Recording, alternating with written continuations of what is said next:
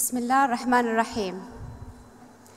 Your Excellency, Sheikh Nahyan bin Mubarak Al Nahyan, patron of the conference, Your Royal Highness, Your Excellencies, ladies and gentlemen, Assalamu alaikum wa rahmatullahi wa barakatuh. My name is Rana Luqman. I'm your MC for this evening, and it is with my great pleasure to welcome you to the 16th World Conference in Tobacco or Health. This conference is held every 3 years and is considered one of the largest gatherings in the world of tobacco control advocates, policy makers, researchers, public health experts, and clinicians. Dear guests, it's my pleasure to welcome His Excellency Sheikh Nahyan bin Mubarak Al Nahyan, the patron of conference, to deliver the opening speech. Your Excellency.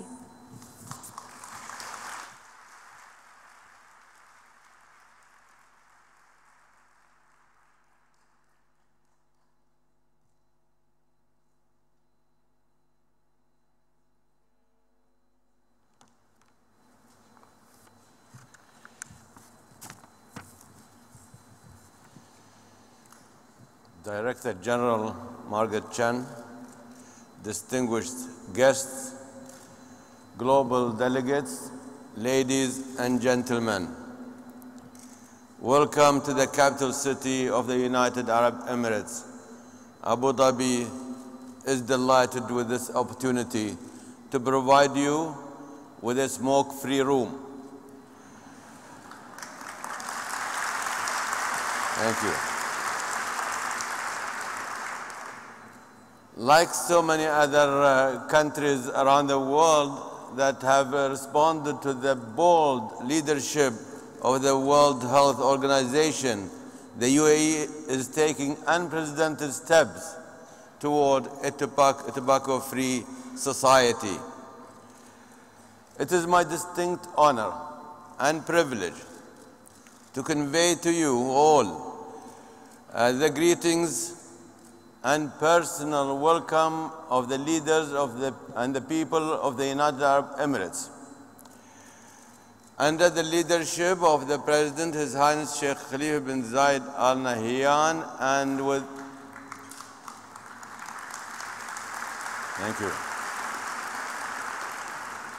with the strong support of the Crown Prince of Abu Dhabi, His Highness Sheikh Mohammed bin Zayed Al Nahyan, we have established excellence in healthcare as vital to our national efforts for development and progress. And with the strong support of the Deputy Prime Minister and Minister of Presidential Affairs, His Highness Sheikh Mansour bin Zayed Al Nahyan, we are able to offer the city of Abu Dhabi as the venue for your work. Our greatest fortune in the United Arab Emirates has been that the leaders of our country are people of wisdom and vision. We owe them a great debt of gratitude for creating an environment of commitment, understanding, persistence, and genuine concern about the health of absolutely everyone living in this country. We have reaped the benefits of those attributes, and we feel a responsibility to help other nations capitalize on those same attributes. Please, those who are standing behind us, plenty of chairs, seats here in the front, on this side, this side. You don't want to be standing listening to a long speech. No? Boring as well, maybe. Good. Somebody needs to help these people to sit them down. Tonight, who will honor the ruler of our Sharjah Emirate, His Highness Sheikh Dr. Sultan bin Muhammad Al Qasimi, for his remarkable anti-tobacco work and for his attention to the health and welfare of all people. He has been an inspirational to all of us in the United Arab Emirates. His efforts over the years have underscored our national commitment to the notion that a healthy population is fundamental to economic growth and that investment in health must take priority. Our population must be fit and healthy, and every element of society must commit to that priority. This commitment has helped us become the productive, peaceful, prosperous, and hospitable global crossroads that we are today. Ladies and gentlemen, the theme of this conference concerns the health of our global population. It transcends perspectives, jurisdictions, and boundaries of individual nations. The topics on your agenda imply that unhealthy behavior anywhere can and often does have an enormous impact upon world economic development and well-being, and on political stability as well. In this conference, you highlight the global goal of a tobacco-free future. But you experts know better than anyone else the barriers to multiplying World No Tobacco Day by 364. One of our most formidable barriers lies within old habits. Smoking has traditionally brought people together in a relaxed conversation. We have often gathered together to smoke cigarette or even the shisha, and that's when I used to smoke, and to talk. I noticed today that people now smoking outside smoke-free buildings congregate as though the conversation may be as important as the smoking. It may be that as we convince smokers to give up smoking, we should also give some thought to promoting communal conversation by some means other than burning tobacco together. Yes, as soon as we begin thinking about conversation, which is one of the greatest pleasures in life, according to Somerset Maugham, we must acknowledge that such human interaction has already been undermined by our electronic devices. I have seen many number of smoke-free cafes, coffee shops crowded by young men and women, each in silent communion with his mobile. That behavior worries me for many number of reasons. And one of them is that young people might pervasively turn to smoking cigarettes or shisha so as to resurrect the lost art of conversation. If conversation is as important as I think it is, however, we should use it first to convince our youth that they and their community will thrive only if they are in good health. We will be talking with people represented quite well by a young man quoted in the Guardian newspaper article. He said this young man, sure, inhaling tobacco smoke, whether it is from shisha or from cigarette, is never going to be good for you. I know that, but at the end of the day, it is just something I enjoy. despite admitting that it is, and I repeat his words, never going to be good for you, we are unlikely to get him to concede easily that inhaling tobacco smoke is never going to be good for him as well. But if the health of our communities worldwide is going to improve, we must convince each young man and woman that they, each one of them as an individual person, will almost surely suffer sooner or later from heart disease, cancer, diabetes, or chronic respiratory diseases. In my opinion, this 16th World Conference on Tobacco or Health will be successful if it advances civilization firmly toward the educational outcome. I admit that the facts may fail to change the behavior of the suicide few. Nevertheless, I am confident that the grim fact will count with most young people. We must also imagine ways of encouraging a communal culture of the sort that has so often accompanied the act of smoking. The conversation with our young people must move beyond the horrible consequences of inhaling tobacco smoke. To begin with, the conversation could center on new ways of promoting conversation.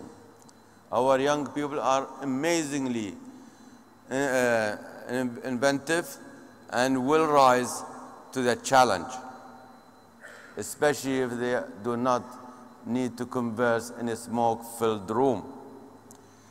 I know that your conversations over the next 2 days in Abu Dhabi will renew the fight against tobacco. Our country deeply appreciates your dedication and your ingenuity. You have a great deal to do, but at least you do not need to write a poem. Someone in the 19th century already wrote one, and it goes like this: tobacco is a filthy weed that from the devil does proceed. It drains your purse, it burns your clothes, and makes a chimney of your nose. On the other hand, maybe a 21st century poem is what we need. Something, anything that will rescue our generations from the filthy weed is what we need. My hopes are with you. Best wishes for an absolutely smoking-free success. Again, welcome to Abu Dhabi and to the United Arab Emirates. God bless you all. Thank you.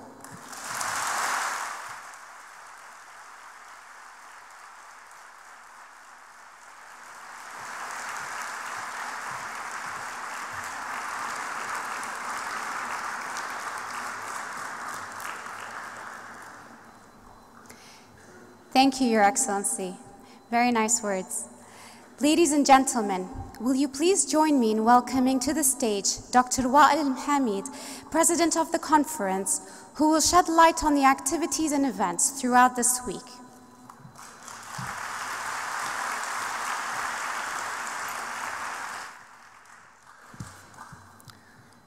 Your Royal Highnesses, Excellencies, ladies and gentlemen, good evening. On behalf of the organizing committee of the Congress and the Emirates Cardiac Society, I am honored to welcome you all to the 16th World Conference on Tobacco or Health, held here in Abu Dhabi, the capital of the United Arab Emirates. We are honored that this conference is being held in Abu Dhabi, the capital of the UAE. This is the first Middle East convocation for this important conference since its inception 48 years ago. This reaffirms and galvanizes our shared worldwide commitment to controlling the scourge of tobacco. The conference theme of tobacco and non-communicable diseases highlights the fact that tobacco use is a significant factor in the rapidly escalating burden of chronic disease, responsible for 1 in 6 deaths due to non-communicable diseases worldwide. Controlling tobacco is one of the most effective ways to prevent non-communicable disease. An ounce of prevention is worth a pound of cure. Controlling tobacco will save millions of lives and save billions of dollars. We are proud that this conference involves the World Health Organization, represented by the East Mediterranean Office, and the official sessions of the Ministers of Health from many parts of the world. We are also happy that tonight the World Health Organization Prize for World No Tobacco Day will be presented. The conference also includes the awards, the Bloomberg Awards and the Luther Terry Awards from the American Cancer Association for Tobacco Control. This conference will present the most up-to-date research and development in the field of tobacco control from the community to the global level, including the burgeoning subjects of electronic cigarettes, oral tobacco, and water pipe or shisha smoking. The conference includes more than 800 scientific abstracts, 74 symposia, 20 workshops. 400 scholarships brought distinguished delegates from all over the world, and there's a conference for the youth where tomorrow's leaders will learn how to fight back against tobacco. Like every other part of the world, the UAE and the region face major tobacco control challenges. Cigarettes remain the most widely used tobacco product, but we have an also surging regional problem with water pipe smoking and a local problem with the tobacco pipe called midwah. This has enabled addiction to become entrenched among some of the male teenagers and young adults. To combat the problem of tobacco, the United Arab Emirates ratified the Framework Convention on Tobacco Control, FCTC, in 2005, and has made significant efforts to control tobacco, including a new tobacco control law in 2009. Among the regulations that prohibit tobacco advertising, require graphic warnings on cigarette packs, prohibit smoking in public places and on public transport, prohibit smoking in private cars if children are passengers, prohibit water pipe cafes in residential areas, and prohibit the import of e-cigarettes. Finally, I would like to thank the UAE and the government of Abu Dhabi for hosting this conference and for all their support for making this conference successful. I would like to thank the Union and all those working in the Union who have tirelessly played a great part in this conference success. I would also like to thank the organizations locally and internationally that have supported and contributed to the success of this conference. I hope that this conference will result in improving our efforts in tobacco control in the UAE and in the region and the world, and I wish you all an enjoyable and productive stay in Abu Dhabi. Thank you.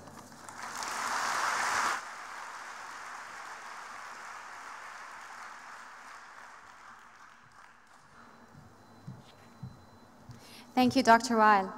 Dear guests, the International Union Against TB and Lung Disease has played a key role in the global efforts to end the tobacco epidemic by building the capacity of governments and non-governmental organizations and individuals in more than 50 countries. The Union and its partners have also been effective in placing non-communicable diseases on the global health agenda and urging governments to adopt effective policies to address the risk factors of those non-communicable diseases. With that, please join me in welcoming Mr. Jose Luis Castro, Executive Director of the Union, which serves as the Permanent Secretariat for the World Conference on Tobacco or Health.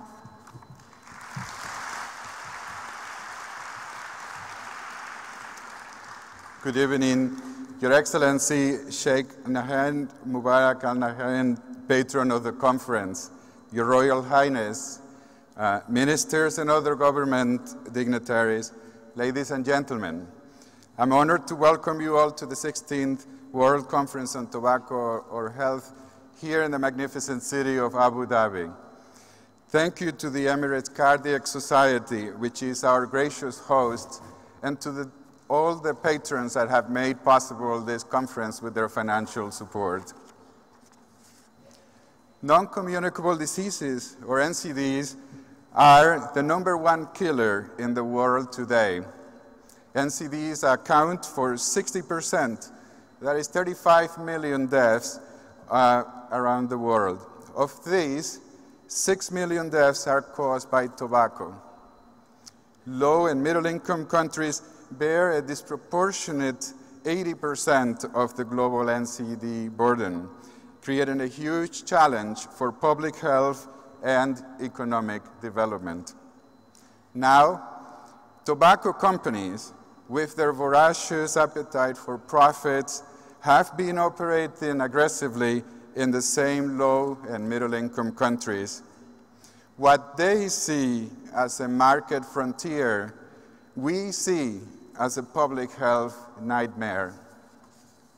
It is estimated that by the year 2030, low and middle-income countries will account for 3 out of 4 people who die from tobacco-related illness. People in low and middle-income countries suffer abuse by the tobacco industry 3 times over. First, because they become addicted and develop NCDs like cancer, heart disease, and diabetes. Second, because it is still difficult and often impossible in many countries for the average people to get the health care they need to treat the diseases they suffer from tobacco use. Third, because poor people face huge opportunity costs in spending the little money they do have on tobacco. In Bangladesh, people spend 10 times more on tobacco than on education. 10.5 million people in Bangladesh could have an adequate diet if the money they spent on tobacco was spent on nutrition itself instead. Tobacco's grip is so strong that countries have gone to unprecedented lengths to combat it. Last month, we commemorated the 10th year anniversary of the Framework Convention on Tobacco Control, FCTC, coming into force. To this day, it remains the world's only legally binding public health treaty. Last month, we saw another important anniversary.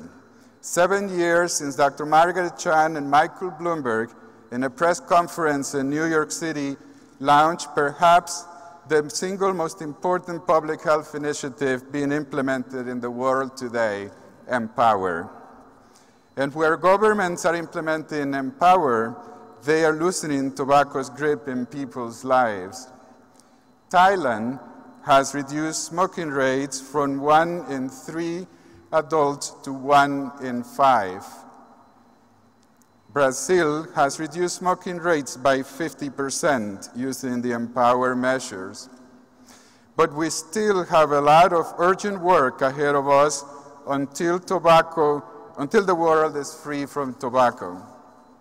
In response to the challenges from our community, the tobacco industry has become more aggressive in pushing back against anything that threatens to undermine their power.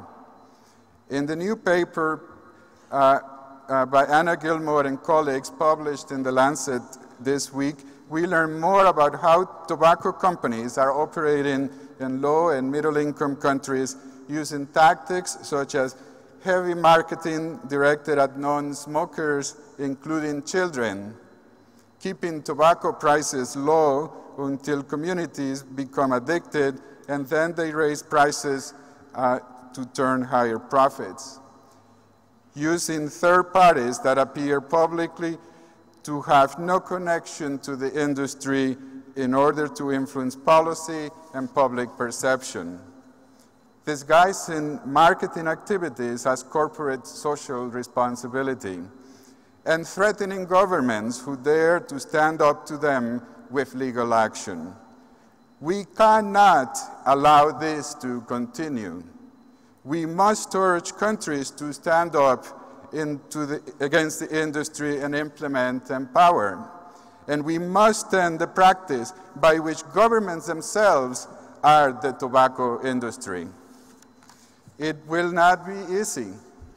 You know this better than anyone else. But looking across this room at all of you gathered here today, and knowing the collective knowledge and influence that we share, I know that we will prevail. Thank you for the brave and tireless work that you are doing to bring about a tobacco-free world. And thank you for coming to Abu Dhabi for your participation in the 16th. Thank you for the fruitful speech you've given. Ladies and gentlemen, distinguished guests, the World Health Organization strives to raise the standards of health services globally. The WHO Eastern Mediterranean Regional Office is active from the Maghreb throughout the Middle East and Gulf and into Afghanistan and Pakistan. Therefore, it is a pleasure to welcome our distinguished guest, Dr. Ala Alwan, who is the Regional Director of the WHO's Eastern Mediterranean Office.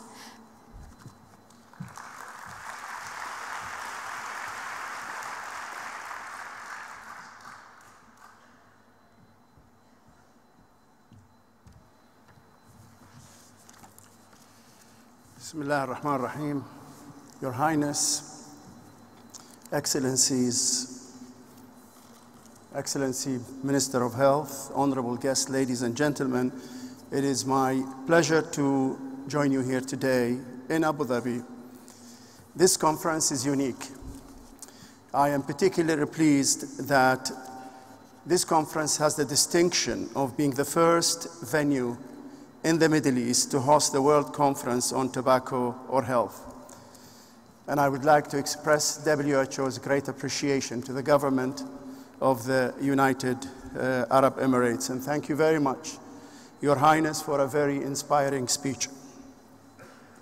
I would also like to take this opportunity to thank the organizers, local and international alike. Thank you, Your Excellencies, for attending this meeting.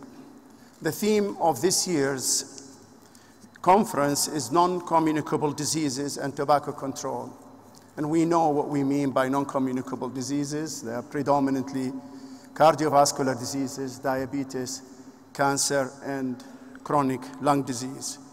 And as all of you are aware, these non-communicable diseases, or NCDs, are one of the most pressing public health challenges facing the world, including this region. In fact, this region has the highest rates of a number of the non-communicable diseases.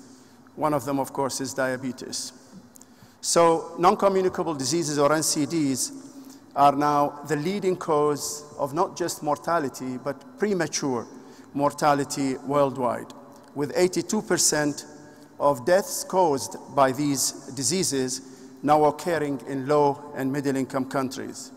And of the 38 million deaths due to non-communicable diseases in 2012, 16 million, or 42%, were premature and avoidable, up from 14.6 million in the year 2000, an enormous increase in 12 years' time. And most of these deaths could have been prevented through action on tackling the 4 major risk factors for NCDs, namely unhealthy diet, physical inactivity, the harmful use of alcohol, and tobacco use. The global commitment to curbing the NCD epidemic has been demonstrated in successive landmark actions, and one of the most powerful is the WHO Framework Convention on Tobacco Control, which entered into force in 2005, and just last month, and to be exact, the 27th of February, celebrated its 10th anniversary. And the Empower Initiative, with its 6 proven tobacco control measures to support the FCTC implementation, is another landmark achievement. And most notably, there is the 2011 political declaration of the high-level meeting of the United Nations General Assembly, which took place in New York, focusing on the prevention and control of non-communicable diseases, followed by the political declaration that emerged and was endorsed by the heads of states attending this meeting. Ladies and gentlemen, we know what needs to be done, and we know what works in tobacco control. It is well documented, it is evidence-based, and it is well understood. What we need to do now is to turn the evidence and knowledge into action so as to shield more and more people, especially the young, from its well-known harms. We must closely monitor. We must protect people from secondhand smoke. And we need to offer help to people to quit tobacco use. Governments must enforce total and comprehensive bans on all advertising, promotion, and sponsorship. And lastly, we must raise taxes, one of the strongest tools we have to curb tobacco use. WHO is strongly committed to supporting countries to take such actions, and it will continue to do so until our global voluntary targets are met as intended, including the tobacco use reduction target of 30% by the year 2025. So we can do more, and we can do better to protect more people from the scourge of NCDs. Ladies and gentlemen, WHO is not working in isolation. It is collaborating hand in hand with key international, regional, and national partners to empower countries and to strengthen actions at all levels. Together, we witnessed a few days ago an achievement in this region with Pakistan's announcement that pictorial health warnings will cover 85% of packaging, one of the largest warning displays worldwide. Another remarkable achievement is Ireland's adoption of plain packaging. These very recent developments mark the World Conference a true celebration of tobacco control achievements, which will change public health forever and for the better. However, there are major challenges. We're facing an aggressive, well-funded tobacco industry that is putting every possible effort into undermining tobacco control on all fronts. We are confronting a powerful alliance of octopus-like connections and powerful tools combined with unlimited resources. The more we do, the more they maneuver. We're facing new emerging products that people are not protected against. Nevertheless, we are determined to achieve our goals. We will do so through continued monitoring and persistence, making use of all the evidence and tools we have, and leveraging our strong partnerships and alliances with global and national health leaders, as well as with other international and regional organizations. The balance, I can assure you, is in our favor. Controlling tobacco is possible. In fact, it is very possible.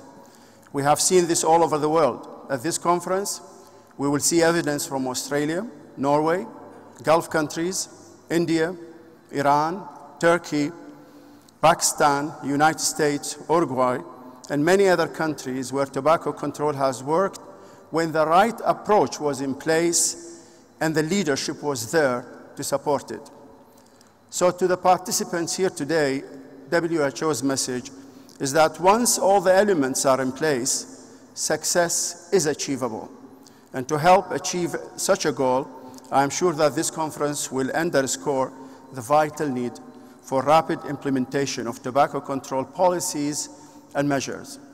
We will not leave the world's deadliest risk factor and the commercial interest behind it free to keep taking the lives of our community members.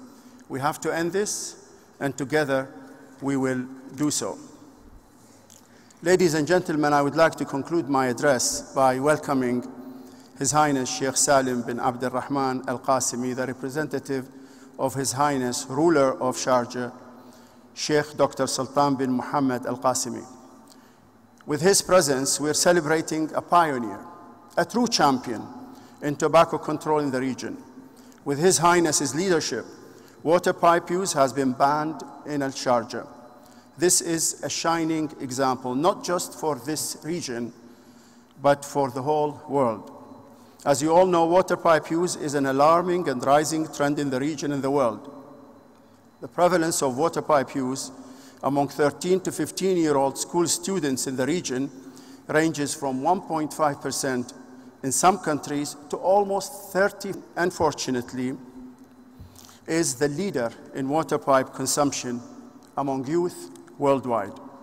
So in recognition of the great achievement of Sharjah, WHO is delighted to present to His Highness the World No Tobacco Day Global Award. And on this occasion, I have the honor to invite His Highness Sheikh Nahyan bin Mubarak Al Nahyan to join me in presenting the award.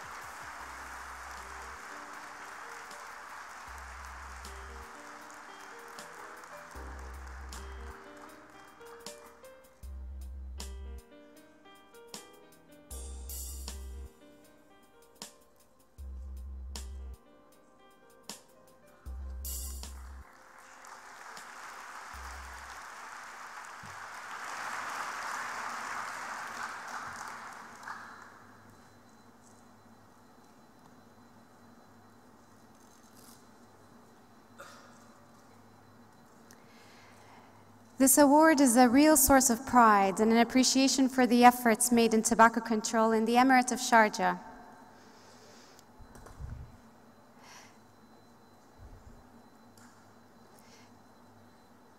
Thank you, Your Excellency, for attending and for your continuous support and valuable presence.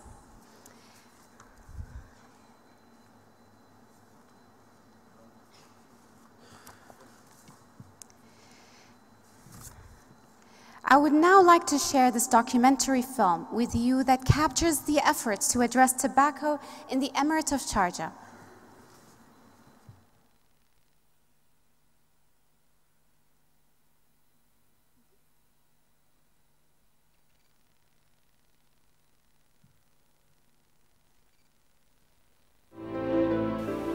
الشارقة إمارة صحية.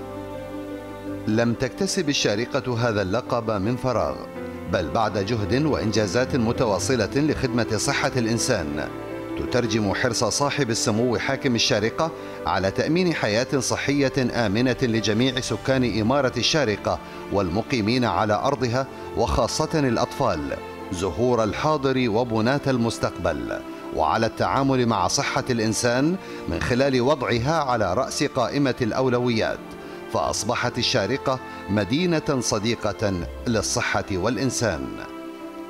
اتخذت الشارقة عددا من الخطوات والقرارات الهامة بهدف تحويل الشارقة إلى إمارة خالية من التدخين، لترقى بذلك إلى مصاف المدن الراقية من خلال تطبيق أرقى المعايير العالمية لصحة الأفراد والمجتمع. في عام 2000 أصدر صاحب السمو الشيخ الدكتور سلطان بن محمد القاسمي عضو المجلس الأعلى حاكم إمارة الشارقة أوامره بمنع تدخين الشيشة والنرجيلة في مقاهي إمارة الشارقة. وأصدر المجلس التنفيذي تعميما يحظر التدخين في المؤسسات والهيئات والدوائر الحكومية في الإمارة. قد أعلنا منع التدخين في الحرم الجامعي في الجامعة الأمريكية، واليوم نعلن جامعة الشارقة خالية من التدخين. وفي عام 2008 صدر قرار بمنع التدخين في الأماكن العامة المغلقة والمراكز التجارية، خصوصا مراكز التسوق التي تعتبر وجهة لكثير من العائلات خلال عطل الأسبوع، وشمل القرار حظر التدخين في وسائل النقل العامة البرية والبحرية العاملة في الإمارة، إضافة إلى حملات التوعية والتثقيف بهدف إعلام الجمهور بهذه القرارات وحثهم على التعاون الإيجابي في تطبيقها لما فيها من مصلحة للأفراد والمجتمع. إن السعي الدؤوب لصاحب السمو الشيخ الدكتور سلطان بن محمد القاسمي بتحويل إمارة الشارقة إلى إمارة خالية من التلوث وتتمتع بأعلى معايير النقاء البيئي والصحي ترجم في شكل قرارات متتالية بمنع التدخين، وانعكس إيجابا على صحة الناس، فأصبحت وبحق الشارقة إمارة صحية.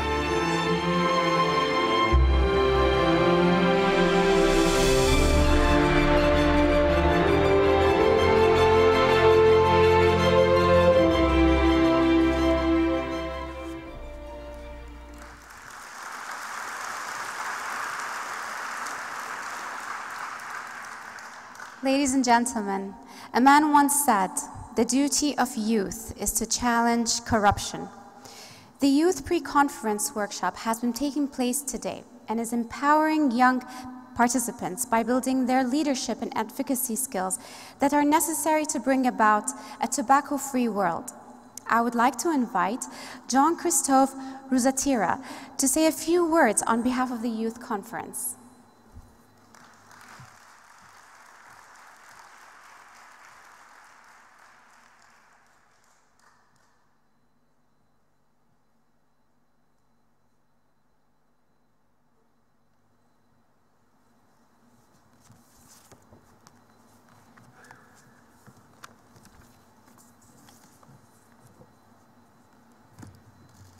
Esteemed dignitaries, I, Dr. Jean-Christophe, from Rwanda, represent 74 youth delegates from 40 countries who are attending the 16th World Conference on Tobacco or Health as part of the Youth Pre-Conference Workshops to identify policies, pathways, and partners for achieving the NMT 21C, short of No More Tobacco in 21st century.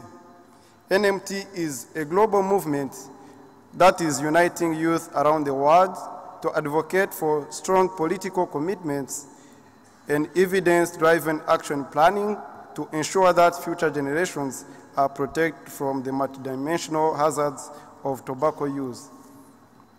We are inspired by Her Royal Highness Princess Dina Mirid, patron of the NMT 21C movement, who launched our Facebook page today. We are also grateful to RIDE, IFMC, the Union, and WHO for organizing this youth conference and mentoring us to crystallize our vision for a tobacco-free future generation and tobacco use forever. Given that tobacco use will cause 1 billion deaths by the end of this century, efforts to tackle tobacco use must not just be accelerated, but also reinvented to achieve the target of the NMT 21C. We, as youth from all over the world, pledge our support to make tobacco-free the new cool. Enthused by our engagement in exploring solutions to achieve tobacco-free world, we, the youth delegates, wish to present our expectations to the world leaders, global experts, and stakeholders of the WCTOH. We request a scientific framework be developed and adopted that prioritizes policies that protect youth in all countries and guides governments on processes and pathways to achieve NMT 21C at the country level. Tobacco industry has targeted us as replacement users for long. It's time we declare zero tolerance to such malpractices affecting our lives and the interference in public policy making. Youth has the power to create tobacco-free norms through community engagement, but we believe that this can only be achieved if we are protected from exposure to tobacco and all nicotine delivery products. In the end, the tobacco industry may be powerful, but we have youth power to create a tobacco-free generation. Please join us in making NMT 21C a success.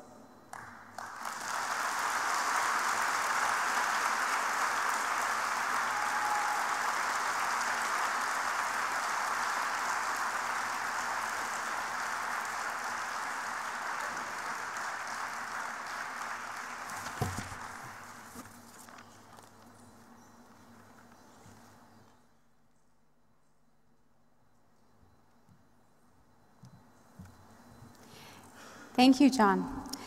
Dear guests, the value and worth of the experts does not shine unless we give them the opportunity to share their vision within a joint discussion to trade experience, thoughts, and visions from different specialities. I am pleased to invite Mrs. Zainab Badawi for the opening of the discussion panel.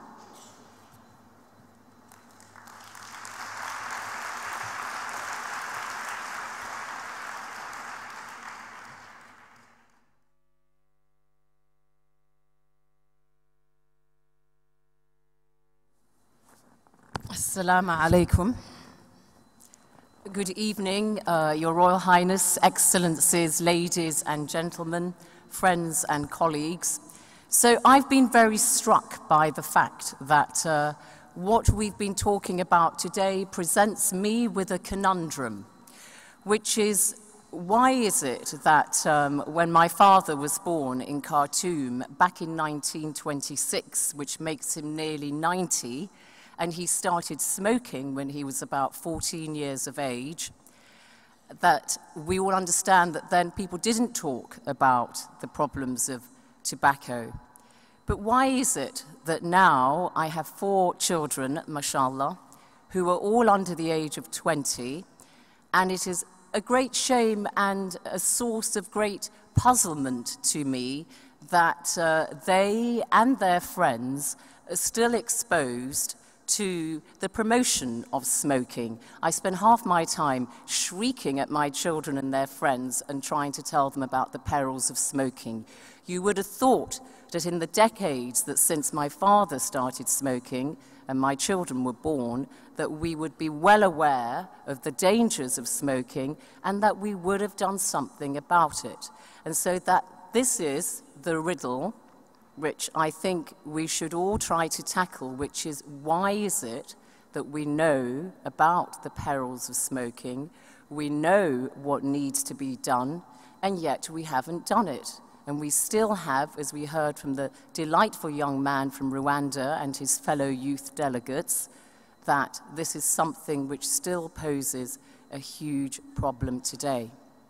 We're going to be discussing just why this is, and also getting some insights about the processes going on at various levels to try to tackle the problems of NCDs which have been induced by smoking. So please, my panel, can you come to the stage? Princess Dina Mirad of Jordan, Dr. Ala Alwan, Vice Admiral Vivek Murthy, the US Surgeon General, Dr. Farida Al-Husseini, and also Dr. Da Costa e Silva from the WHO. Please come and take your seats and keep me company. Princess Dina, I think it's just you and I who are not doctors. Yeah, but we feel very safe that should anything befall any of us, we are obviously in the right place with this huge concentration of doctors. Welcome to all of you, my panel. Thank you very much indeed. So, Princess Dina, You are the Director General of the King Hussein Cancer Foundation in Jordan. And so I just wanted you to just give us some introductory comments about the role of an NGO. We've heard a lot about what governments should do so far, but just what is the role of the NGO when it comes to tackling the kind of issues that we've been talking about? Just give us an idea. Thank you very much, Zainab. I'm delighted to be part of this panel and to meet you in person.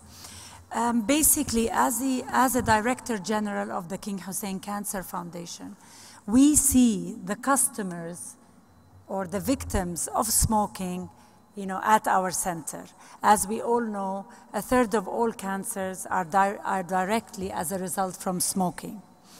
And it's no surprise whatsoever that lung cancer is of the highest in our region because everybody smokes. And like you said, Zainab, I think in the beginning, I was one of the generation where if we had a special guest coming to our house, out comes the silver tray with neatly packed cigarette packets, mind you, and not even local brands, international brands, and it would be offered to the guests like you would some chocolate. And we as children would be running around in the middle of this cloud of smoke and without thinking anything of it. Back then, we even had those cigarette sweets that we would chew on. They were delicious, and we would pose and really copy our role models then. And that's how it was, and that's how a big generation of smokers came to be. But like you said, at least then, we did not know the facts. Now we have a glaring fact.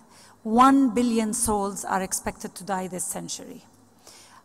If any country now would learn about a big enemy, such as smoking, about to kill 1 billion souls, I promise you there will be the Navy, the Army, everybody will be ready to do something about it. And I'm with you on this conundrum, nothing has been done. We, at the moment in Jordan, where I come from, 32% of our population smokes. That's very high. Over a third of our population. And that is aside from the curse of the shisha, which has invaded our country in a huge way. And unfortunately, we as an NGO have seen a big attack from the international tobacco industry coming to our shores. We've seen 316 new companies registered in making shishas. We've seen Philip Morris increasing its presence in Jordan by buying up 85% of the local tobacco. And then you ask yourself, well, we are a small market in Jordan.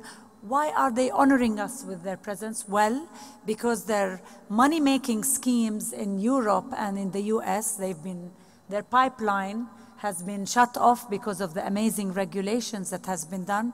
Now they're really coming in a big way to the developing countries because they think we are game, we are vulnerable, we are so busy with many other challenges, and they want to target our youth in a huge way to continue making us into addicts and to make money at the back of our health. What do you do then as an NGO? I mean, I appreciate you're not just dealing with lung cancer, but all sorts of cancer in the Cancer Foundation.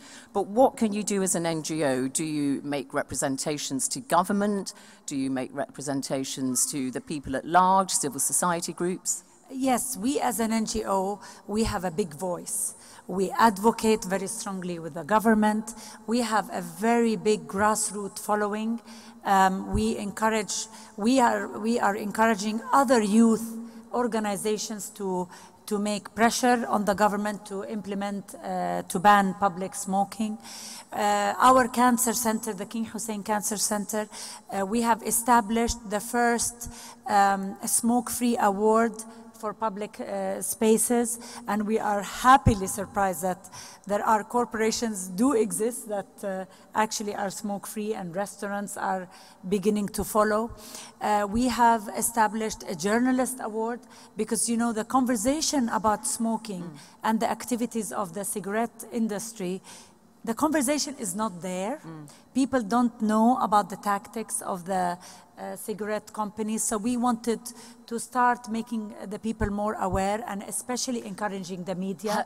We're doing so many things when like you that. say encouraging the media, are you going as an NGO and saying, look, we don't want advertising campaigns, we don't want soap operas on Jordanian TV promoting smoking? Absolutely. You're doing all that? Absolutely. And what kind of response are you getting? Yes, the Cancer Control Office at KHCC, they have round-the-clock work dealing with, they're sitting actually on the Council for Anti-Tobacco in the ministry.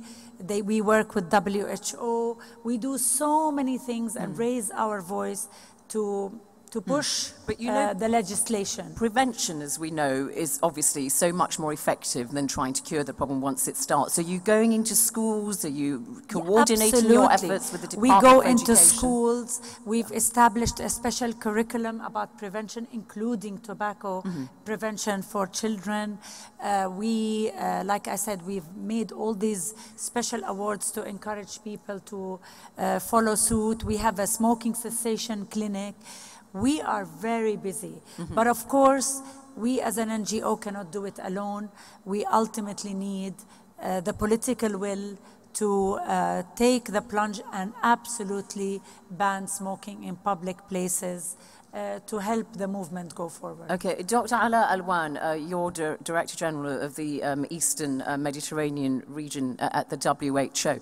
Picking up that point that Princess Dina made there about, there is only so much NGOs can accomplish, and she's obviously outlined a great deal of the things that they are doing with some impact. However, you need that political muscle behind you. And yet you see, particularly in the region that you are responsible for, that political will is lacking. But you can't always blame the governments, can you? They have so many competing interests on limited resources. They've got communicable diseases, they've got, AIDS, tuberculosis, malaria, that kind of thing, clear manifestations that, how are you trying to say to them, look, we know you're dealing with communicable diseases, but look, NCDs also warrant a great deal of attention.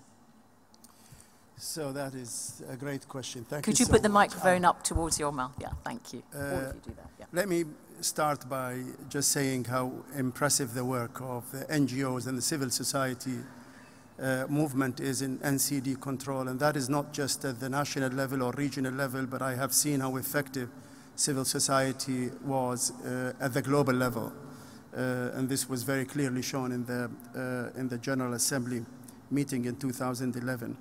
And one thing that Princess Dina did not mention about the role of civil society, they are actually also influencing policy development, very much related to your question. And so a great deal of work is being done to stimulate the government to move forward in terms of legislations on tobacco control, but with the help of civil society. And of course, Jordan is an example. Now, your question is very important, and it relates also to your introductory remark. Why are we having this? Why is tobacco increasing? No action. And I think to answer this question, there are three key issues. One is the awareness, and the awareness is extremely important because so far we have not been doing well in terms of awareness, and awareness is related to political commitment. It is also related to priority setting within the government action. And I think one major issue that needs to be given a great deal of attention is how to increase awareness by developing some concrete, reliable, credible data to support what you are proposing. And the example I give here is again, going back to the 2011 Heads of States meeting on NCDs. Why did it happen? It's a health issue. It is not a health issue because the Economic and Social Council of the UN in 2009 discussed it, and they recognized with the use of data and the evidence that was presented to it that this is not just a health issue. This is an issue that represents one of the major challenges in the 21st century in terms of socio-economic development. And I think this is a very important point, that You know, when socio-economic development is greatly influenced by the increasing magnitude of NCDs, then action needs to be done. And that is important because the action we have to do against tobacco is not an action that is done by the Minister of Health alone. This, you know, you need to engage the Minister of Finance, the Minister of Planning, all kinds of ministries. So the point I'm making here is that we need to increase awareness that is evidence-based.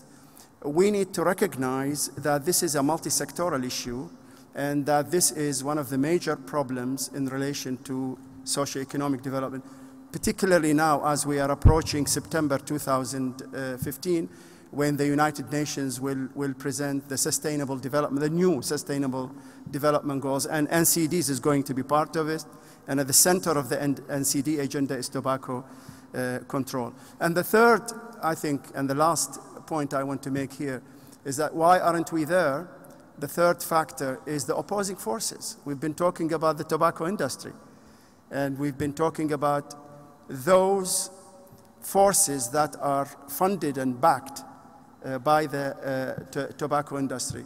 So really the way forward is on awareness, is on the emphasis on multi-sectoral action, and also on addressing the unopposed forces, the opposing forces in tobacco control. I wonder if part of the problem in getting that message across when you talk about NCDs and how obviously the use of tobacco is so critical to the proliferation of NCDs, that again it's something that I find a great puzzle. You talk, Dr. Ala Alwan, about tobacco control. And what I find interesting is, why don't you talk about eliminating tobacco? So for example, when we talk about let's just give you one example, domestic violence against women. Do we work to control domestic violence, or do we work to eliminate it? If you're talking about control, how much is acceptable? What level of tobacco use is acceptable? Surely you have to eliminate it, and the only way you can do that is by making tobacco an illegal product. Well, I totally agree with you. I think we have always had a problem with the word control. What do we actually mean by control? Because control is a generic term that we use for even, you know, action as drastic as elimination, but also we use it also for treatment and for providing healthcare to people with NCDs or with any other ailment. And so you're absolutely right. I think this is the eventual goal that we should all have. I want to also, just while I have the microphone, I felt I did not respond to your second question. With the competing priorities, how can countries, particularly low-income countries, give a much higher priority to NCDs when they have so many other problems? And to address this issue, I have 2 points. One is that we often feel that, or we often think, or some of us often think that NCDs is not a major issue in low-income countries, and that is not the case. Because today, based on our estimates, the deaths from non-communicable diseases, and again, tobacco is at the center, is going to increase by 15% globally between 2010 and 2012. But the greatest increase will be seen in low and middle income countries, almost 20%. So that is why it's important that low and middle income countries, in fact, the highest rates of tobacco use in this region is in middle income countries. Okay, let's pick that up then with Dr. Vera da Costa e Silva, because you are head of the Secretariat of the WHO Framework Convention on Tobacco Control, and specifically on this issue of low-income countries and how they've been incorporated in the strategy. Give us an overview of how they've done, because it's now the 10th anniversary of the Framework Convention. If you could just put the microphone to your face. Yes, thank you very much. I think that low-income countries, as any other country, should consider ratifying the WHO Framework Convention on Tobacco Control before anything. This international treaty provides a roadmap on the provisions that are evidence-based and that can really make a difference in addressing the tobacco epidemic. By just implementing these provisions, and I am not talking only about the demand the reduction provisions, but also the supply reduction provision, which means just ratifying the protocol to eliminate illicit trade on tobacco products, for instance, you can pave the way just to reduce consumption. What we see as well is that the more countries advance in terms of tobacco control, the more the industry counteracts, waters down legislation, uses third parties just to promote their profits and their business. And the treaty brings a framework of international collaboration and cooperation where the different best practices can be shared between parties and where there are elements just to fight the tobacco industry, specifically Article 5.3 of the treaty that promotes and binds parties to not letting the tobacco industry interfere in tobacco control measures. One of the aspects that I would also highlight as a very important is that even in developed countries, the epidemic concentrates among the poor. Tobacco control is about sustainable development as well. Tobacco control is about promoting women's health, it's about promoting children's health, it's about promoting wealthy and development in different places. So we must concentrate in policies that go beyond treatment, that for instance, increasing taxes and prices, educating the population, just increasing health warnings, and even in tobacco growing developing countries, promote alternative livelihood, teach farmers that there are other ways of getting their livelihood. So I think that in this 10th anniversary of the treaty, I would like just to appeal to all the presence and the world in general just to join the treaty and to implement its measures and to be aware and to fight strongly and hard the tobacco industry. Could you give us an idea of what the WHO is doing, particularly in Africa? Because we know that the tobacco industry will obviously target those countries where there is least regulation, and that happens to be, you know, Africa, where you also have a large number of people who grow tobacco, as you said. If you take a country like Malawi, tobacco farming represents one of its largest export earners. And I mean, I know that there are countries like Uganda where you've got tobacco farmers who have successfully been shifted to growing cassava and so on. But just how much impact is WHO having, in particular in Africa, because that is seen by the tobacco industry very much as the soft underbelly when it comes to the global market. As somebody who was born in Africa, I have and chair of the Royal African Society in the UK, I am perhaps abusing my position as chair a little bit here by asking you just to dwell on the situation in Africa, please. Yes, thank you very much for your question. It happened that I just came from a regional meeting in the African region of the WHO, and I was really very much impressed by the huge development countries of Africa are having in addressing the tobacco epidemic.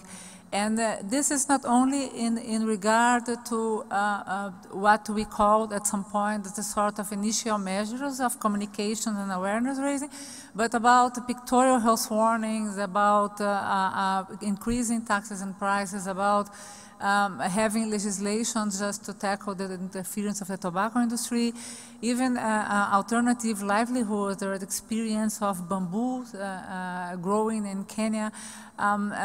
So I think that South Africa just banning smoking in cars where children belong.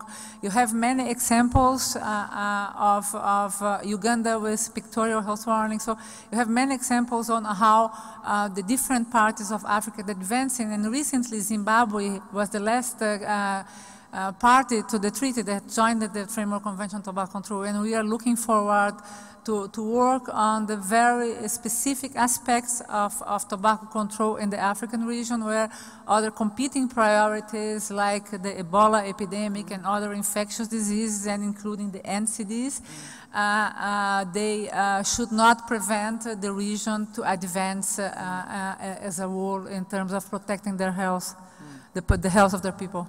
Perhaps you'll say a little bit more in a while about the fact that obviously a lot of health facilities are very challenged, as has been shown most recently by the Ebola crisis in West Africa.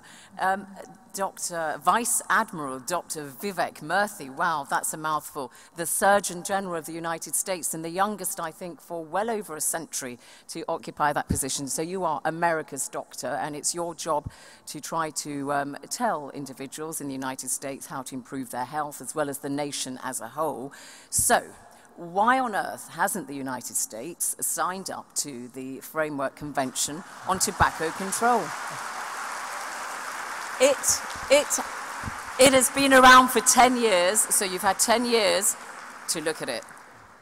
Well, I appreciate the question, and as everyone here is aware, we participated very early on in helping to set up in the early talks setting up the FCTC. Our Secretary of Health and Human Services, in fact, signed the FCTC, and we are waiting for it to be ratified in our country. There are many of us that are still hopeful that this will happen. And while we are waiting... What took you so long? That is a good question. Sorry, I know it was before your time because you've only just been appointed in December last year into this post. This is true. I can't help you there, unfortunately. But what I can tell you is where we're looking forward to, which is we want to continue working very closely with our partner countries who have implemented the FCTC. And we have, in fact, based our tobacco control measures on a number of strategies that are very consistent with the Empower strategy, with the FCTC principles. I want to say also that as part of that, we look at our partnership and our friendship with other countries is essential in this battle against tobacco-related disease. We recognize that we have some solutions, some lessons that we have learned through, and some successes that we've had. But we don't have all the answers, and we rely on and depend on other countries to help us, along the journey as well, as we hope to help other countries too. So this has been it's been a long journey for a lot of our countries. In 2014, we released the 50th anniversary Surgeon General's report on smoking, commemorating a half century ago, Dr. Luther Terry's report, a landmark report on tobacco and health. And in that report, in that 50th report, we did mark some of the progress that we have made. For example, in the United States in 1964, we had 43% of adults who were smoking. In 2010, we had 18% who were smoking, a big reduction that has come with it, saving millions of lives. But we also How do you think that reduction was achieved? Well, I think it was a multi-pronged strategy, and I think that's one of the key messages here, which is, and this is embodied in the Empower strategy as well, is that we need multiple avenues to really achieve comprehensive reductions in tobacco usage and tobacco-related disease. But we did it through a combination of methods, increasing taxes and the cost of cigarettes, aggressive public campaigns to educate the public and also particularly youth. We also worked very hard to make cessation services available to patients. And I'm very proud to say that as a result of some of the health reform efforts that we've made in the last few years, particularly the Affordable Care Act, we've been able to make cessation services available to millions and millions of more Americans. But with that said, despite the progress that has been made, we recognize in that 50th anniversary report that there was a lot more to do, because we are projecting that we will lose 480,000 Americans this year to tobacco-related disease. We know that every day 3,200 children smoke a cigarette for the first time. And we know that 5.6 million children in America who are alive today will die prematurely if smoking rates continue the way they are now.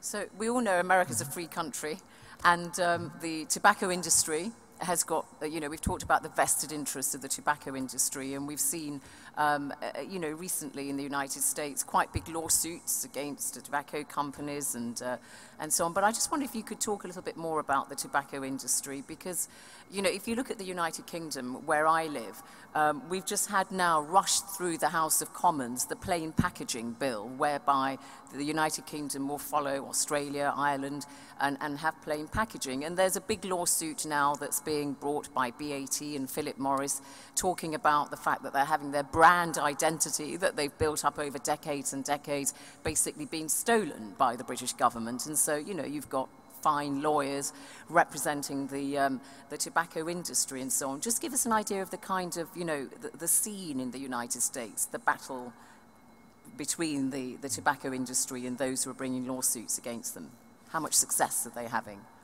Well, we have made a lot of progress in pushing back against the industry, and we've done that through the legal system, through lawsuits, but also through successful regulation, where we have limited advertising, particularly to youth, and really regulated cigarettes in a way that we weren't able to do years ago. Limited advertising? We have limited advertising, but there is yes. Still advertising? There is still advertising. It's possible. It's far, far less now than it was before. I'll tell you, though, there are a couple... do you want to eliminate it, the advertising? Well, if it was left up to me, we would eliminate cigarettes altogether. But, and the advertising that comes with it. But I will say that with regard to the industry, we have battles that are similar to many other countries. Many countries, as Princess Dina and others said earlier today, many countries are struggling with the industry because as tobacco control measures are being ramped up around the world, the industry is looking for new ways to expand, to find new markets. They're looking for ways to expand purchasing of their product. And what we have found is that the industry is spending over $1 million an hour on advertising its product. And the victims of that are our youth. There are our adults and people who are dying prematurely. So, one of the things that we have to do is we have to continue to be vigilant. We have to continue to exercise the authority of our Food and Drug Administration to regulate tobacco products. But we also have to make sure that this is not just an effort that comes from the top down, but this has to be a grassroots effort too. And this comes to the question that you asked earlier about the role of NGOs, which is that if we're going to really change this problem, we have to not only change the structural elements that allow easy access to tobacco, but we have to also shift culture when it comes to tobacco. And the people who are often most able to change culture are trusted individuals and organizations at the grassroots level. That's why their engagement is so important in this fight. And one thing we know, as you say, the industry looking for more and more new markets, and electronic cigarettes is clearly one big new boom area. And, in the European Union, people are looking at, whether it should be banned, whether it shouldn't be, and so on. But they're very popular in the United States, aren't they, electronic cigarettes? I mean, could you give us a view on that? Because people are still imbibing the nicotine. Yeah, so we are very concerned about electronic cigarettes, or e-cigarettes as they're referred to. In the United States, we have had a growing use among youth. From 2011 to 12, we had a doubling of their use among youth. In 2012, we in fact had 1.8 million children who had tried e-cigarettes. And in 2013, we found that a quarter of the children who were using e-cigarettes, they weren't even using traditional cigarettes. But research has shown us that, in fact, kids who use e-cigarettes are about twice as likely, more likely to be open to using traditional cigarettes as kids who don't use e-cigarettes. So we are very concerned about this in the United States. And the case of e-cigarettes in the United States is a case where the adoption has far outpaced our understanding of the risks and the benefits of e-cigarettes. There are some who wonder if e-cigarettes may be useful for cessation. If they are proven to be useful for cessation, then that would be very helpful, and that's something that we should utilize for people who are smokers and who are having trouble quitting. But we need to subject e-cigarettes in that case to the same standards that we subject any other cessation product. We have 7 products right now that are approved for cessation by the Food and Drug Administration. And again, if we want to use e-cigarettes in that manner, we should subject them to the same rigor. But what we're seeing happening right now is that e-cigarettes are being marketed to youth. They're being marketed, where youth hang out. They're being marketed in flavors that are appealing to youth. And this is of great concern to us because one of the things that we don't know is we don't know what is contained in the aerosol of e-cigarettes. We know that there's nicotine there, but there are other substances as well because it's not yet regulated. The contents often aren't known. And we know that nicotine has harmful effects on the adolescent developing brain, harmful effects on the fetus. And so we do not believe in the United States that e-cigarettes should be made available or marketed to kids. We don't believe that it should be, that say e-cigarette smoking should be done in public places because that exposes not only adolescents and pregnant women, but also non-smokers as well. So all this is going to be underpinned by coming legislation, do you think? Well, it's been worked out? Well, fortunately, in the United States, the Food and Drug Administration has the ability to regulate tobacco products, and our FDA has in fact asserted its authority to also regulate e-cigarette products. They have put out regulations, or rules rather, for review last year. In 2014, have collected public comments, are now processing those comments so that we can ultimately have final rules that can regulate e-cigarettes. Thank you. Dr. Farida Al-Husseini, you're the Acting Director of Public Health here at the Health Authority of Abu Dhabi. Got to ask you, we saw that award going to Sharjah earlier on. Why on earth won't Abu Dhabi, the capital of the Emirates, also ban the water pipes? Because as we know, you don't just have to smoke a cigarette, as you've heard Dr. Murthy saying here about, e-cigarettes, and the shisha or the water pipe is very dangerous. I mean, one session can give you between 20 to 40 cigarettes, the equivalent of. So why aren't you banning it? Well, I think Sharjah is really one of the great examples and models of really a successful elimination of shisha. I think in the Emirate of Abu Dhabi and other Emirates, there are also tremendous efforts from the governments to regulate all types of smoking, not only shisha. The percentage of smoking in our adult population is, according to our estimate, between 24 and 30%. And I think mostly it's about cigarettes, and then the second most common is midwakh, and the last one is shisha. The legislations and the United Arab Emirates is one of the unique examples in the region where you see a very high political commitment towards tobacco elimination, and this was clearly shown in the signing of the WHO Framework Convention for Tobacco Control in 2005, and again the UAE law, that is really a very comprehensive law that talks about different aspects of Empower strategy to eliminate tobacco, that was issued in 2009. This was followed by the bylaw that is really talking more about the details of the implementation of the law and the enforcements related to that.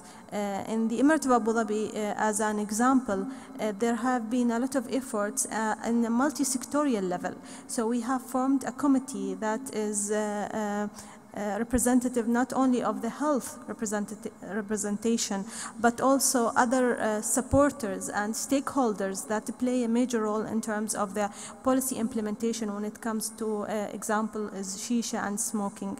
You will see, for example, here that smoking is banned in most of the public places, in shopping malls, in lobbies of the hotels, again, most of our governmental institutions are smoke-free when it comes to the public setting and public places.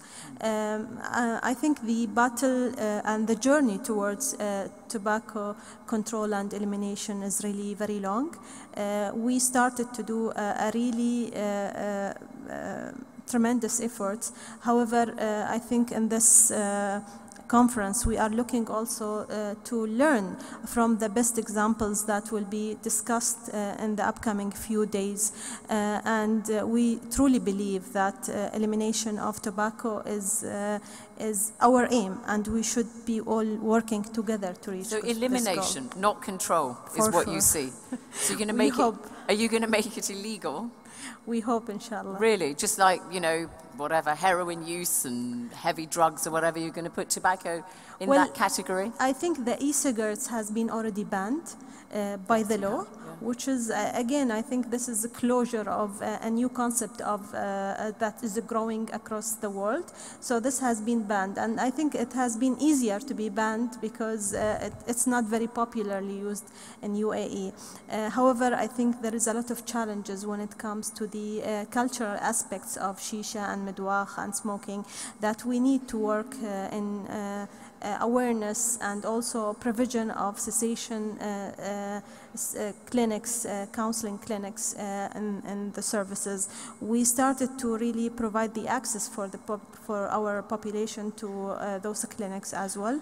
But again, as I said, I think there is again a lot of things to be done to reach the elimination goal.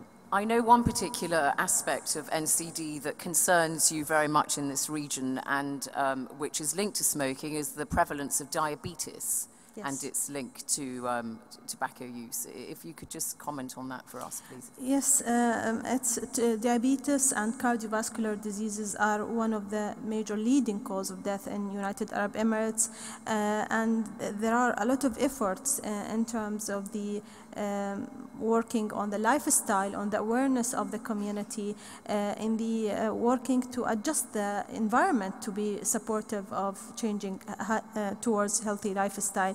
And I think we made sure that in all the awareness campaigns that we talk about smoking, not only in the diabetes campaigns, but also the relationship between cancer and smoking, cardiovascular diseases and smoking.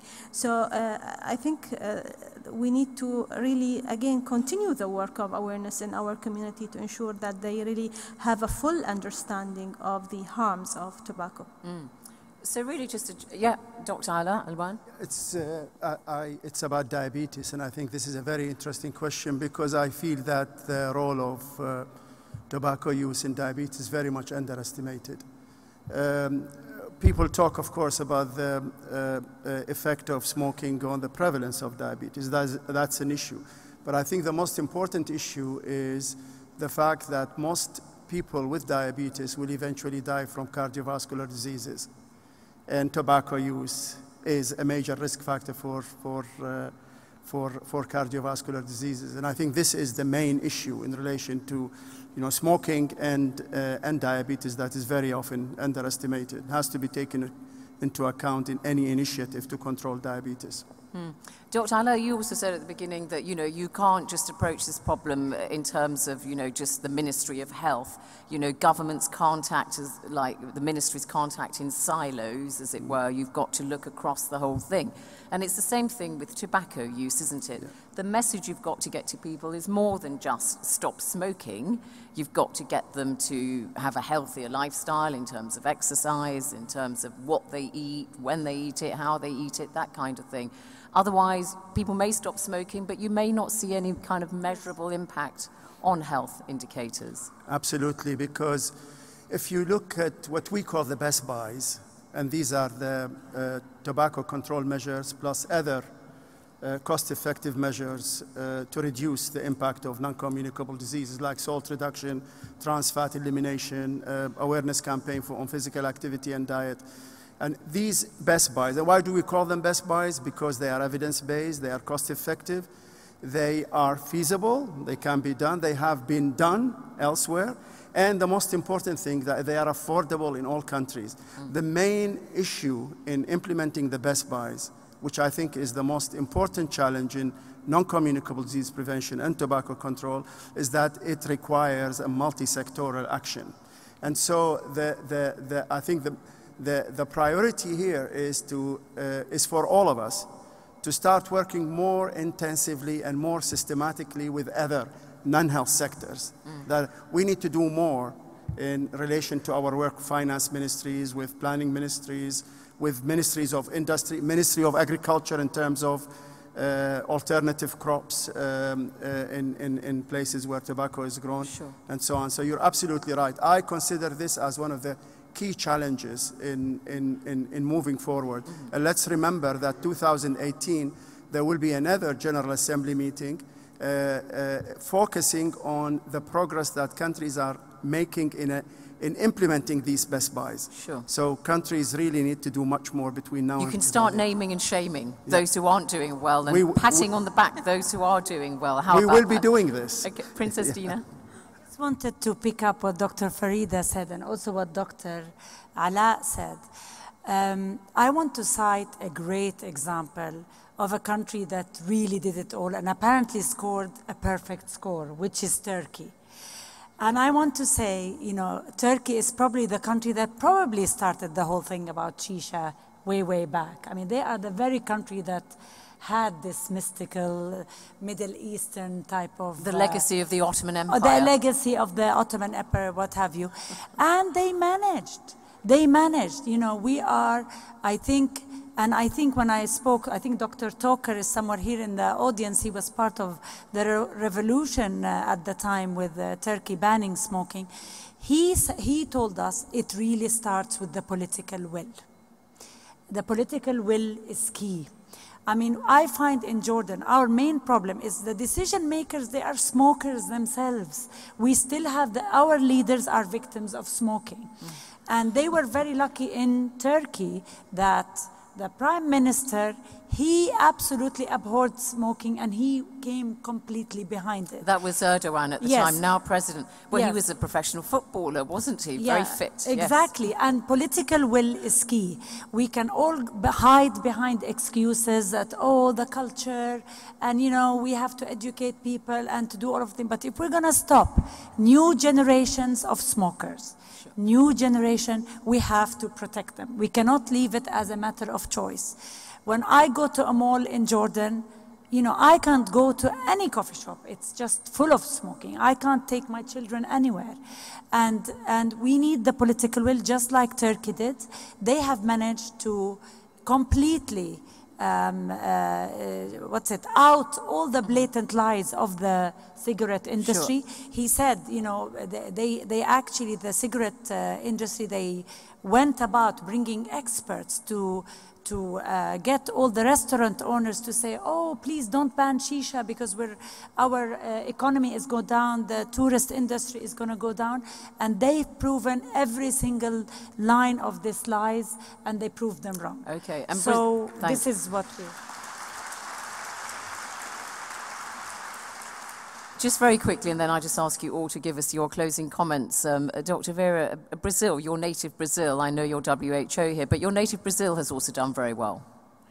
Yes, I am very proud of my country. I think that Brazil is one of the examples of the champions in tobacco control. Brazil has increased taxes dramatically, has pictorial health warnings, it's the biggest country in the world with a complete ban on smoking in the public places. Has just a treatment available in public health systems, and this is, in a tobacco growing country, the biggest exporter and the third biggest producers in the world. But sends a very strong message that this is possible. It's possible with any sort of obstacle. Even though Brazil is challenged by the total ban on flavors and additives in tobacco products in the court, Brazil is advancing very fast, and it has halved the prevalence of tobacco use, and it's fastly reaching the end game scenario of getting closer and closer to the 5% tobacco prevalence. Viva Brasilia! Well done. So we've talked about, well, I think everybody's consensus on increasing taxation, and obviously the shisha is less dangerous. Just briefly, panel, all of you, we know that obviously the Millennium Development Goals set up by the United Nations, we're all talking about the post-2015 agenda. Would you like to see anything specifically about tobacco when it comes, and NCDs in the successors to the MDGs? And I'll go in this direction, left to right. Dr. Farida Al-Husseini. I think that we have to work really very hard in the awareness, continuous awareness of the public about the harms of different types of tobacco. I think that in terms of the policies and legislations, it needs to be updated and adapting the new models of tobacco smoking, because it's a continuous game that is really revolving with time. So we need to be really very flexible, and we need to ensure that our strategies towards the elimination of tobacco is really covering all aspects of tobacco. Dr. Murphy. Well, I just want to re-emphasize something that we talked about earlier today, which is that every life lost because of tobacco is a tragedy because it's preventable. And that's why our country, and I know all of us around the table, are so committed to seeing this fight through, to not just getting to 10% or 5%, but ultimately one day getting to the point where we no longer have any tobacco-related deaths in our countries. That's what we're really committed to. And the Empower strategy has been a great framework for us, for many countries. We want to continue pushing that as far as we can. While we've made progress, we have a lot to make. But I can't emphasize enough the importance of these cross-sector collaborations as well. They're not easy to do. And I'll tell you that as I travel around the country, I hear from communities big and small that they have a tough time convincing the Department of Transportation or the Department of Education or other departments that they should be involved in something like tobacco. But one of the most convincing numbers for us is the number 300 billion, because that's the number of dollars that we lose as a country every year because of tobacco-related disease. When organizations outside the healthcare sector start seeing that tobacco affects their productivity, affects their bottom line, affects the country as a whole, that starts to mobilize people to act. And we have to push both from a policy level as well as from a grassroots level to engage multiple sectors. The last point I'll say is that one way that we've found to do this is recently, through our Affordable Care Act, our health reform law, we set up something called our National Prevention Council, which has brought together 20 federal agencies on a single council with the intent of making prevention part of all our policies, internal and external. And that includes transportation, includes housing and urban development, includes the Department of Justice, Homeland Security, everyone.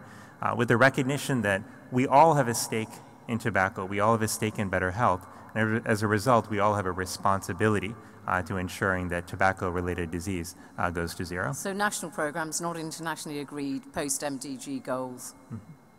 I'm sorry? I said post-MDG goals, which I thought was my question, but you seem to have answered something else. But anyway. Well, our post-MDG goals, as I was saying earlier, is we want to get to ultimately to zero. We've set a goal for ourselves of getting to 10% use in the country over the next 10 years. But agreed at the UN, would you like to see something agreed at the UN that incorporates tobacco control within NDCs? We absolutely, NCDs? Yeah. We absolutely would. You do? Yeah. Okay. Princess Dina? I just would like to say that all of us in the developing countries, we should all wake up and smell the coffee, as they say.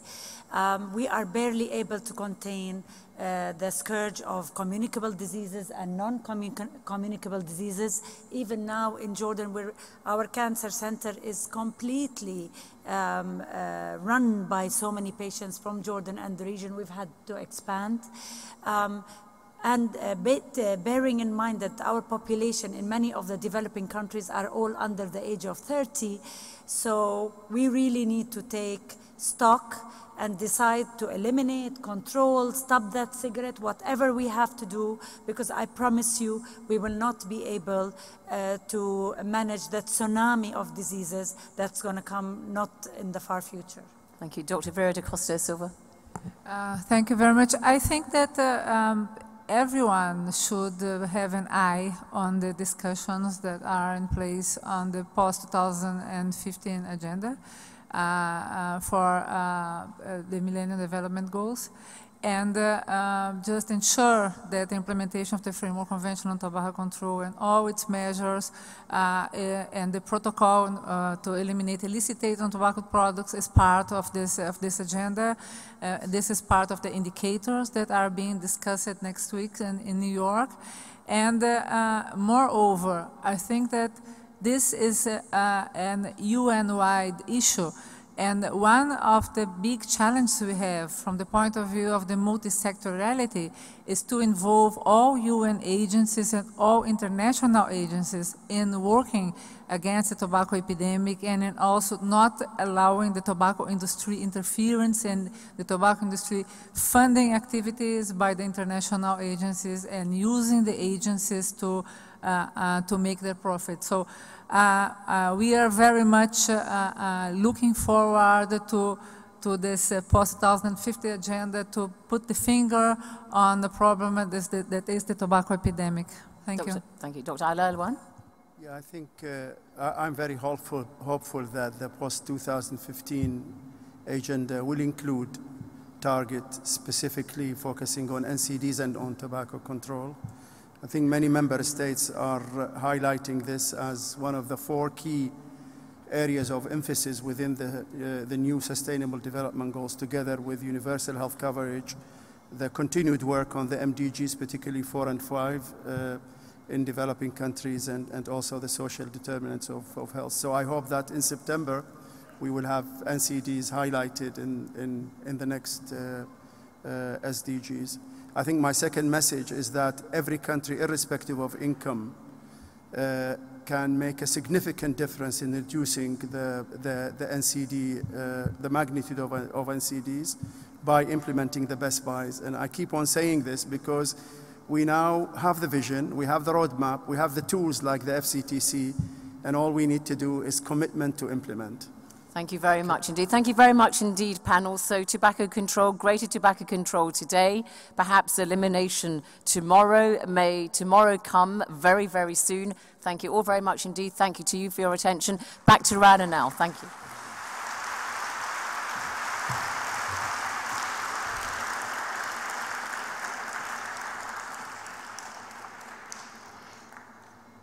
Thanks to our guests for an interesting and very important discussion. Gathered here are delegates and esteemed guests from over 100 countries around the world. This week, we will hear the latest science, discuss the most immediate challenges, and celebrate our most recent successes in our efforts to advance tobacco control. We all know it will be a long and hard fight to bring about our vision of a world free from the clutches of tobacco. But we also share an unbreakable determination that we will prevail. Honored guests, ladies and gentlemen, I wish to conclude the opening ceremony wishing you all success in marking and reflecting all the efforts that have been put into combating tobacco across the world. Please join us for a welcome reception in the area in front of the auditorium. Have a good evening and good night. Thank you.